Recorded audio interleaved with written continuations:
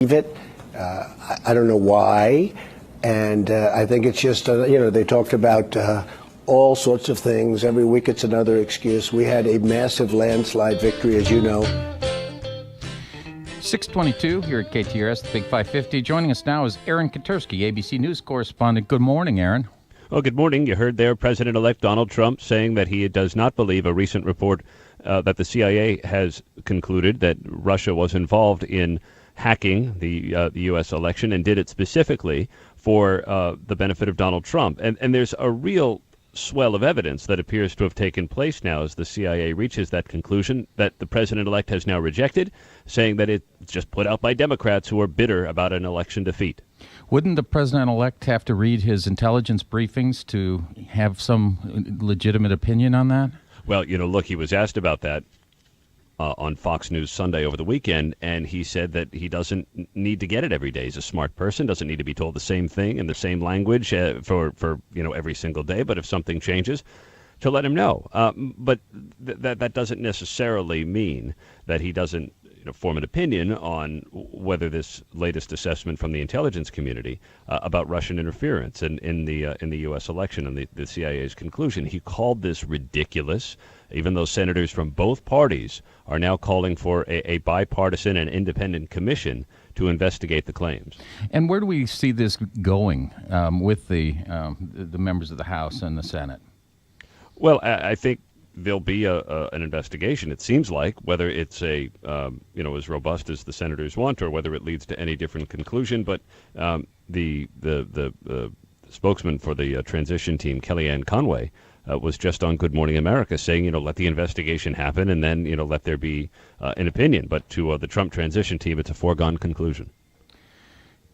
Over the weekend, it appeared that the president-elect's choice for Secretary of State will be ExxonMobil CEO Rex Tillerson. Is that still the case this morning?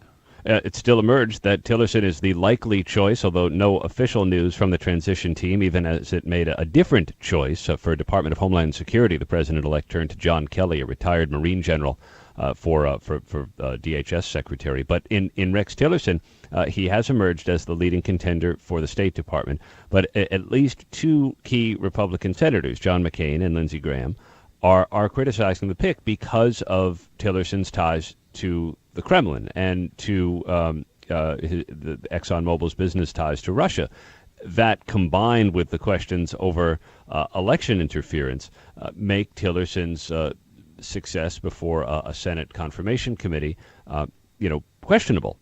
In the end, we still don't know who Trump's pick is going to be definitively, even though Tillerson, we're told, is the likely choice. The pushback from some key senators, any chance that might persuade Donald Trump to reconsider and maybe go with a more palatable choice like Mitt Romney? You don't know because you only hear from him in select ways, usually by Twitter or in the interview that he did on Sunday, where he just doesn't confirm that he's making his choice. He is going to speak publicly on Thursday when he's supposed to outline how he is going to separate himself from his business interests once he becomes president. That has also raised some questions with a bipartisan group of senators, and maybe we'll get some insight. But really, there's no way to know whether these other choices or even Tillerson or whether these are trial balloons, whether he's toying with certain people for the benefit of others. Is Mitt Romney really under consideration, or is he just there to pacify Trump's own Republican critics? We just don't know. There seems to be a lot of discussion about Russia, whether it's the interference with the elections or it's the connection to Rex Tillerson. Is that starting to concern anyone up in Washington?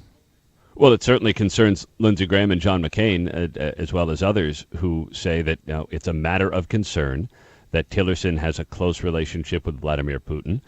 It was a concern, I think, when members of the Trump campaign were sort of forced out over their ties to Ukraine, to Russia. And now you have the questions about hacking and attempts to parse the language. Was it Russian interference? Was it Russian interference for the benefit of Donald Trump? Was it just interference that didn't really do anything? I mean, so there's all these different paths that raise some questions, and but it does seem like now that the spy and law enforcement communities are in agreement that Russia had at least tried to sow chaos during the campaign.